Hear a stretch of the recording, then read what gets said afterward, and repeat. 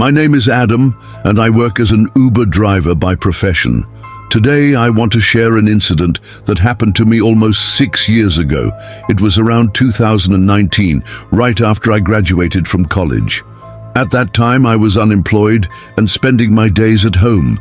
Being jobless, I had to endure a lot of criticism from my friends who had started their careers, and even from my parents. I felt like I was being looked down upon, which made me realize I needed to do something productive. My father was a senior manager at a well-known private company. We weren't rich, but we were financially stable. After much persuasion, I convinced my father to lend me money to buy a second-hand car, promising that I would pay him back. Seeing my determination, he agreed, and I was finally able to purchase a used car after a month of searching. Once I got the car, I immediately registered it with Uber and started driving. Since this was a new job for me, I was highly motivated and worked long hours, often driving for about 12 hours a day. Things were going well. I was making money, I was no longer unemployed, and life was looking up. My friends warned me about the dangers of driving late at night, but I didn't listen. My routine was to wake up around noon, much to my mother's frustration, as she often called me a spoiled brat. I would have lunch, freshen up, and start working around 4 p.m., driving until about 4 a.m. However, on weekends, especially Fridays and Saturdays, I would sign off around midnight. One Saturday night, which changed my life forever, I was about to log out at exactly 12 a.m. when I accidentally accepted a ride request. I regretted it instantly, but cancelling would have affected my rating, so I decided to complete it before signing off. When I arrived at the pickup location, I saw an elderly man walk out of a house and get into the front passenger seat. He looked worried. I asked him if anyone else was joining, and he nodded. A few minutes later, a woman and a young girl approached the car. They got into the back seat, and as soon as they sat down, I noticed that my car seemed unusually heavy, almost as if it had sunk lower to the ground. I found it strange because they didn't appear to be overweight. As I started driving, I felt something was off. My car wasn't accelerating properly, as if it was being weighed down. Even bicycles seemed to pass me with ease. At first, I thought it was a mechanical issue, even though I had just serviced the car. The elderly man in the front seat seemed to notice my struggle. He kept glancing at the girl in the back, and then suddenly he asked, "Son, do you have any religious audio recordings in your car?" I should mention that my family was deeply religious. We prayed regularly, and I often listened to spiritual recitations when driving alone. But I never played them when I had passengers unless they requested it. Since the elderly man specifically asked, I turned on a low-volume recording of a religious scripture. To my amazement, the moment the recitation started, the heaviness in my car seemed to disappear. The vehicle felt normal again. I was relieved and safely dropped them off at their destination. As they got out, the elderly man said, "Son, if you ever come this way again, please pick us up. We only need to stay here for about 15 minutes. Since their drop-off point was along my route home, I agreed. As they walked into a nearby church, I waited outside. After about 20 minutes, they returned, and I drove them back. Before leaving, the elderly man made an unusual request. "Would you be willing to privately rent your car to us? I'll pay you twice the fare." I agreed, and the next night at exactly 8 p.m., I arrived at their house again. Just like before, as soon as they entered, my car felt heavy again. This time, without hesitation, the elderly man played the religious recitation himself, and again, the heaviness disappeared. At this point, I was curious, but didn't think too deeply about anything supernatural. I assumed there was some unknown mechanical issue with my car. However, as I continued driving them for the next few nights, I couldn't shake the eerie feeling that something was strange about these passengers. As I glanced at their hands, my eyes drifted upward and landed on the girl. Her eyes glowed so intensely that it felt as if I were staring into a fire. I quickly averted my gaze, unable to withstand the heat emanating from them. Yet, despite my efforts, I found myself stealing glances at her through the rearview mirror. Every time I looked, she was staring right back at me, her face filled with rage. Her expression was so intense that it felt like she wanted to bury me alive. That journey was extremely unsettling for me. I drove as fast as I could and finally reached their house. The elderly couple stepped out of the car, but the girl remained seated. The fiery intensity in her eyes was still present. She looked mentally unstable, and I felt she might need medical attention soon. The elderly woman called a housemaid, who forcefully pulled the girl out of the car. As she walked inside with the maid, her piercing gaze remained fixed on me. I couldn't help but think, what kind of strange family is this? I shook off the thoughts and went home. The next evening around 6, the elderly man called me and requested that I come over again by 8.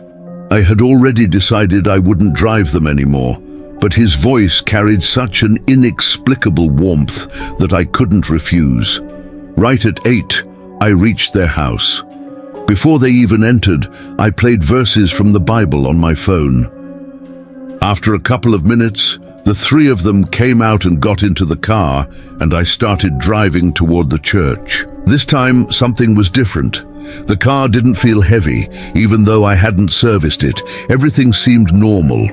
I avoided looking at the girl, but when I glanced in the rearview mirror, I saw her staring out the window. I refocused on driving. As expected, we reached the church on time. After dropping them off, I lay down in the back seat to rest for a while. Suddenly, I felt a sharp scratch on my arm and immediately opened my eyes. A black cat was sitting inside my car. Its eyes were entirely white, like a lifeless doll. I tried to shoo it away, but it wouldn't budge. Then, out of nowhere, it started pacing in circles before jumping out. Even as it walked away, its gaze remained fixed on me. I was so absorbed in watching it that my phone alarm startled me. Realizing it was just the alarm, I turned it off and looked outside. The three of them were standing there, waiting. I quickly unlocked the car, got in, and started the engine. As I drove, my eyes once again fell on the girl. This time she was leaning back asleep. Seeing her in that state, I silently thanked God. If she had acted like she did the night before, I wouldn't have been able to drive at all. That night, nothing strange happened. I dropped them off and went back to waiting for my next passenger. Before leaving, the elderly man requested that I come again the next day. I agreed. The following evening, I arrived at their house as usual. Everything went the same as the previous night. After dropping them off at the church, I sat in my car, thinking. Something inside me told me to find out what exactly they were doing there. So, I stepped inside the church. Inside, I saw a few church members and assistants walking around. I asked them about the elderly man and his family. They didn't say anything, just pointed toward a room. I hesitated, but eventually walked toward it and opened the door. What I saw left me frozen in place. The girl was pinned down by 3 men, and a priest was striking her with a thick rubber hose, one usually used for plumbing. Her screams echoed through the room, but then she suddenly smirked, and in a deep, unnatural voice, she laughed and hurled curses at the priest, using language I had never heard before. Then, with an inhuman force, she threw the 3 men off her and lunged at the priest, grabbing his throat. My whole body trembled. The 3 men got back up and called for my help. I had never imagined touching an unrelated woman, but in that moment, I forgot everything.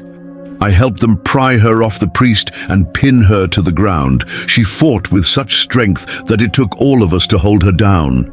Witnessing this firsthand sent shivers down my spine. The people in the room seemed used to this, but for me, it was a terrifying new experience. The priest grabbed a bottle of holy water and sprinkled it on the girl while striking her with the hose. After a few minutes, she slowly started regaining consciousness and returned to a normal state. The priest then told us, "This is the final day of the exorcism. You must return tomorrow night at 10 p.m. With that, I left the room, still shaken. The elderly couple and the girl followed me to the car. Even as I sat in the driver's seat, my hands trembled. I was in no condition to drive. A part of me just wanted to run away, but I was too scared to even ask them any questions. Breaking the silence, the elderly man began speaking. He told me that his daughter had gone on a college trip with her friends. Like the other girls, she had been enjoying the trip, but after sunset, when everyone returned to their rooms, she never came back. Later that night, she was found hanging near the hotel, and ever since then, she had not been the same. As the man spoke, his daughter's voice suddenly changed. She began muttering something in a deep, guttural tone. The elderly man quickly turned up the volume of the Bible verses playing on his phone, and the girl fell into a deep sleep. I steadied myself, dropped them off, and drove home. That night, my sleep was haunted by nightmares. In my dreams, I saw the girl along with the faces of many people whose faces were pale and terrifying. Several times I woke up in fear and struggled to fall back asleep. The next day, I kept my phone off until the evening. When I finally turned it on, I saw a message from the elderly man. He seemed desperate, saying he didn't want anyone else to know about his daughter's condition. Despite my fear, my conscience got the best of me, and I found myself heading toward their house before 10 p.m. I spent some time with them before starting the drive to the church. We were only halfway there when something terrifying happened. A deep male voice came from the back seat saying, "Where are you taking me, you filthy creatures?" My entire body tensed up in fear. The elderly man placed his hand on my shoulder and began reciting Bible verses loudly. My fear escalated when I realized the steering wheel felt like it was being controlled by someone else. The girl, now with that same eerie voice, warned me, "You will pay for helping them." I was too terrified to respond. She continued berating me until I finally turned to the elderly man and said, "Sir, what have you gotten me into? What does this have to do with me?" He calmly replied, "Son, I know this sounds unbelievable, but because of our prayers, nothing will happen to you. Trust in God." This was a sinister thing trying to scare people. "Don't be afraid, son," he said. After hearing his words, I didn't know how to respond. He kept telling me that he was trying with all his might, that there was nothing to fear. I couldn't stop thinking about it from head to toe. Eventually, I brought them in front of a school, and as soon as they got out of the car, they quickly ran inside. Meanwhile, I was struggling to control myself, wondering what was happening to the girl inside. I couldn't stay outside alone, so I thought I'd go into the school and sit outside the classroom to see what was happening. I walked into the school and moved toward the classroom. The inside was so dark that it seemed impossible to see anything from outside. I stepped inside, hoping to find some people in there. When I entered the room, I saw the same scene, 3 men standing around the girl. They were vigilantly guarding her, making sure no one could harm her. The girl was swearing at the man in front of her, who seemed like an elder. The man approached her, held her hand and said, "Stop, devil. If you want to see my true power, you'll run away from here." The girl laughed and said, "I have the final say in this matter." And then she started laughing maniacally. Her laugh echoed throughout the dark room, and the elder began reciting verses from the Bible. The tension in the air grew as the man continued reading while the girl kept mocking him. The situation escalated, and suddenly she threw something toward the window. The elder tried to catch it, but as he reached for it, something strange happened. The girl convulsed and collapsed to the ground as if life was leaving her. The elder quickly turned to his brother and said, "She's gone, but there's still time to help. We need to put more pressure on her." After the conversation ended, we quickly placed her into the car and drove her home. As I was driving, I suddenly heard a voice from the back seat, an eerie, unsettling sound. When I turned around, my body went cold. The black cat that I had seen days earlier was sitting in the back seat, staring at me with eyes that seemed like burning embers. I froze. Then a loud crash rang out, and I found myself in a hospital bed surrounded by my family. I was completely confused and disoriented. My family told me that I had been in a terrible accident. My car had collided with a pillar, but thank God I survived. I tried to recall the events before the crash, and the only thing I could remember was the black cat. My mind was spinning. Later, I learned that the elderly man had brought me to the hospital. When they checked my phone, they saw that the last call made was to him. He had quickly come to the scene and taken me to a private hospital. Afterward, he called my family. When I asked how the accident happened, my family said the pillar was far from the road, and they couldn't understand why I had crashed. My brother stayed at the hospital while the rest of my family went home. Later, when I spoke to the elderly man, he told me that his daughter was very ill and that something was happening to her. He mentioned that the people from the school were coming to their house that night. He asked if I could bring my brother with me to their home. I decided to go, hoping to find out what had really happened. That evening, we arrived at their house, and I saw something that stunned me. The man, with incredible strength, was hitting the girl with a pipe, but it had no effect on her. She didn't even flinch. Later, I realized that something had changed within me. I could see things I hadn't noticed before. When I asked my brother what happened, he told me I had run into the room, grabbed the pipe, and started hitting the elder. He said my eyes had been closed during the confrontation and that the elder had run off with his people. Afterward, he muttered something about it being beyond his capabilities. At that moment, I realized the gravity of the situation. The elderly man was devastated, thinking he was responsible for everything. Just as I began to feel sympathy for him, his daughter came into the room, laughing hysterically. She looked at me and said, "We warned you not to help him." That night, after we left, I deleted the man's contact details and severed all ties with him, fearing that keeping in touch could bring more danger to my family.